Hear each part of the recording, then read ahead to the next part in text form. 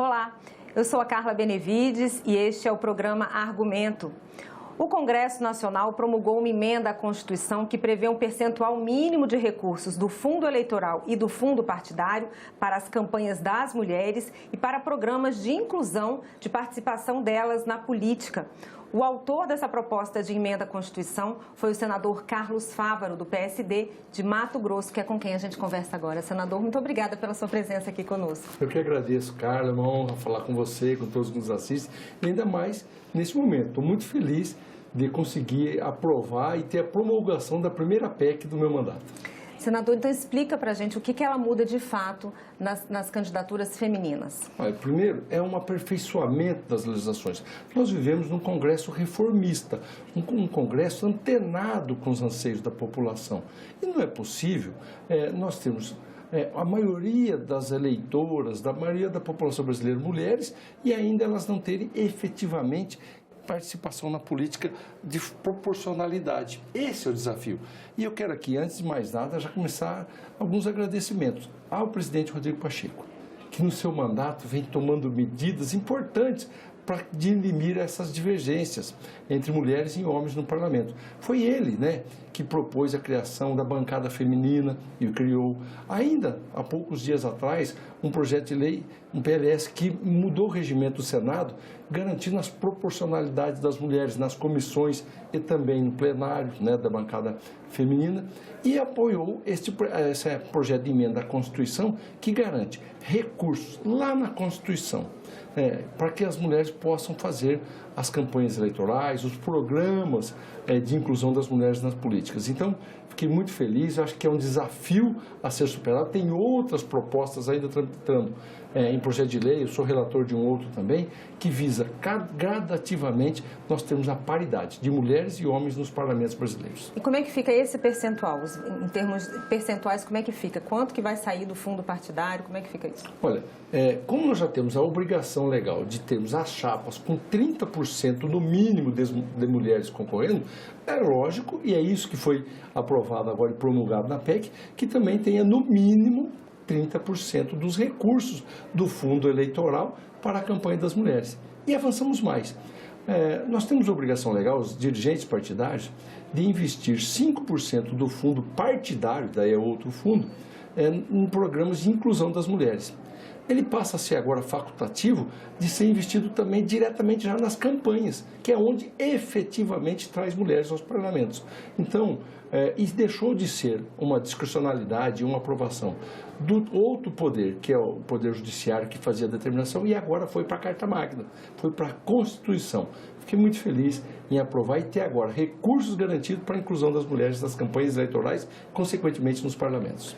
Não é um teto, é um piso.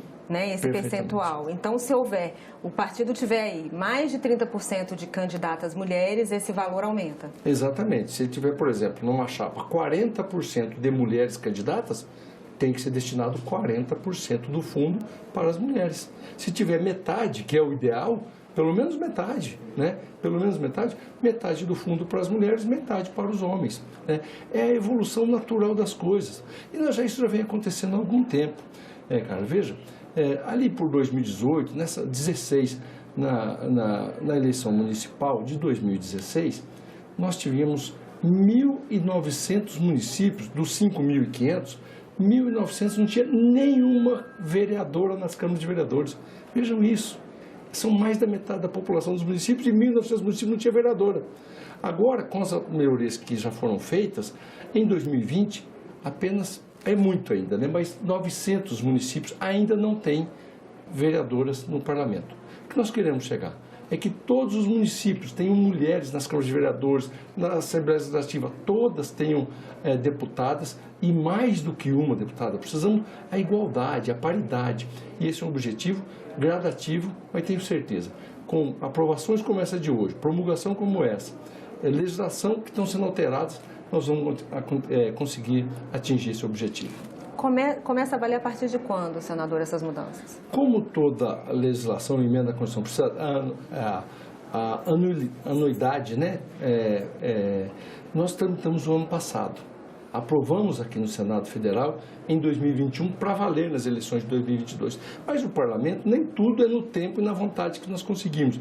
Demorou um pouco mais para ser aprovado na Câmara, aprovou esse ano, portanto, vale a partir de 2023. Aí você pode me dizer, né, Carla, mas não tem eleição em 2023? Pode ter eleições suplementares, né? E aí essa regra já está valendo. Mas com certeza 2024, aí toda a eleição de 2024 será abarcada por essa legislação. Senador, e como é que foi essa tramitação aqui no Senado? O relator foi o senador Nelson Trade. Como foi lá na Câmara? Houve também a participação das bancadas femininas do Senado, da Câmara. Como é que foi essa costura aí dessa proposta? Muito. Já tinham sido criadas, então, pelo presidente Rodrigo Pacheco, a participação, a criação da bancada feminina. Então, foi um amplo debate, meu como autor do projeto, né, da emenda à Constituição, e do senador Nelson Trade com a bancada feminina, com a senadora, na época a líder era a senadora Simone Tebet, hoje é a senadora Daniela Ribeiro, e todas elas debatemos, melhoramos o texto, e aí foi para o Senado, foi lá também uma relatora mulher, que aperfeiçoou ainda mais, gostei muito do texto, teve aperfeiçoamentos importantes que fizeram lá, por exemplo, foi o primeiro ano que tinha obrigação da divisão de recursos na eleição de 2020, já tinha obrigação pela Justiça Eleitoral, determinou. Então, muitas vezes alguns partidos não conseguiram cumprir direito porque não estavam preparados para fazer isso. Ok, então deu uma anistia da penalidade por não conseguir operacionalizar, mas não do recurso. Esse recurso está acumulado e vai ser gasto agora nas próximas eleições com as mulheres. Isso foi aperfeiçoado na Câmara dos Deputados. É o Congresso trabalhando unido, e principalmente com a participação das mulheres, que sentem na pele as necessidades, as faltas que faltam da legislação para que nós possamos fazer a inclusão efetiva das mulheres como candidatas e como parlamentares.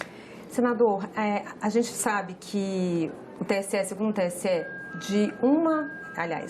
entre 8 candidatas mulheres, apenas uma delas não recebe voto nenhum. Segundo o TSE, isso às vezes é fruto de fraude, né? São candidaturas laranjas para poder preencher aí aquela cota de 30% que o partido tem. Às vezes ele coloca lá uma mulher só para dizer que tem. Exato. Mas no fundo, ela não recebe nenhum voto, nem mesmo dela, né? Isso. Incentivar financeiramente, né? Você permitir que haja recursos para as campanhas das mulheres pode mudar essa realidade? Eu não tenho dúvida. Uma das metas com essa PEC, essa emenda à Constituição, de ter obrigatoriamente recurso para as mulheres, é coibir a candidatura laranja, né? Onde colocava lá um número de candidatas só para cumprir tabela, para estar lá participando. Inclusive o TSE tem sido muito rigoroso com isso, caçando homens que foram eleitos em chapas que mulheres não tiveram votos. Agora nós estamos buscando corrigir isso. Como? Um dos problemas mais difíceis para a candidatura das mulheres era a falta de recurso. Agora tem obrigatoriamente que ter o recurso. Bom, se tem o recurso, a mulher se sente estimulada. Fala, agora você é candidata, aquelas que querem de fato disputar e ter chance de se eleger. Então eu tenho certeza que também o efeito colateral do bem, né, dessa PEC é o incentivo das mulheres de participar, disputar as eleições e ganhar as eleições e vir representar o povo brasileiro. Pois é, as mulheres, elas representam 52,5% do eleitorado brasileiro, mas aqui no Congresso elas são 15% na Câmara e 14% no Senado das mulheres que foram eleitas, né? Foram eleitas 12 mulheres, né, na vaga aí no total de 81 senadores. Como fazer, senador, para que isso aumente nessas políticas que o senhor falou de inclusão? Independente da questão dos recursos, que tipo de inclusão pode ser feito, políticas voltadas para a inclusão das mulheres na política? Outra medida importante, e que aí eu fui relator e aprovada aqui no Senado, é a escala gradativa de assentos para as mulheres no parlamento. A proposta que eu relatei, ela garantia 18% inicialmente e até 2030, que está logo ali, 30% de mulheres nos parlamentos brasileiros. Imagina o que é isso. Eu tenho certeza que foi aprovado no Senado e a proposta está para ser aprovada na Câmara dos Deputados. Imagina o que é isso. Esses 900 municípios que até hoje não tem nenhuma vereadora e toda a Câmara de Vereadores tem no mínimo 9 vereadores participando, 30% de 9 dá 2,7, 3 mulheres. Na Câmara de Vereadores, em 2030, com esse projeto aprovado, onde hoje não tem nenhuma mulher, terá no mínimo 3 mulheres legislando lá no município. Não vai ser diferente nas Assembleias Legislativas, não será diferente também na Câmara dos Deputados. Políticas que venham incentivar e garantir a efetividade, não só de disputar, mas de vir trabalhar, ter mandato e representar as mulheres e os homens brasileiros no parlamento. Senador, como é que ficam os partidos que não conseguirem cumprir essas regras? Tem uma anistia aí também presente aí nessa proposta, não tem? A anistia foi por conta da decisão judicial de 2020 que obrigava a obrigatoriedade não só de garantir a participação na vaga, mas de dar o recurso. Então, assim, se tem 30% de mulheres disputando, 30% do recurso. E aí, todo o critério de distribuição, alguns partidos talvez não conseguiram cumprir direito, em alguns determinados estados ou municípios. A anistia vem nesse sentido. Olha, a regra foi mudada pelo judiciário, né, durante o período da distribuição do recurso, e aí para não se punir os dirigentes partidários que talvez não conseguiram compreender e cumprir. Mas não houve anistia do recurso para as mulheres.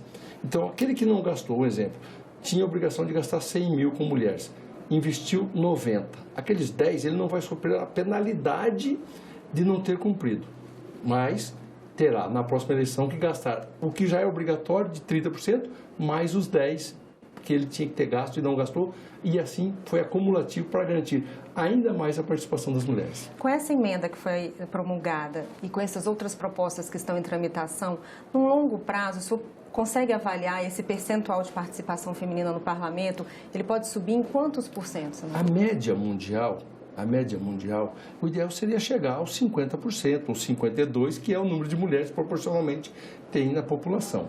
Mas a média mundial é 30%, as maiores democracias é 30%.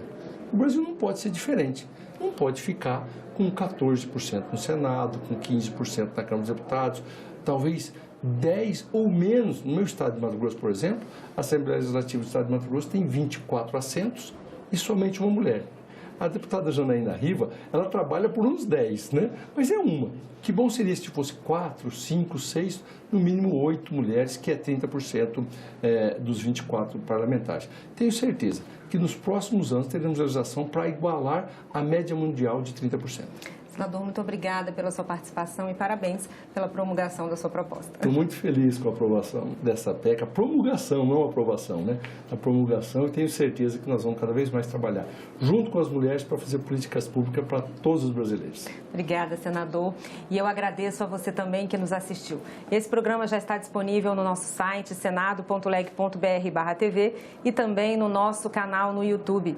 Obrigada pela sua audiência e até o próximo argumento.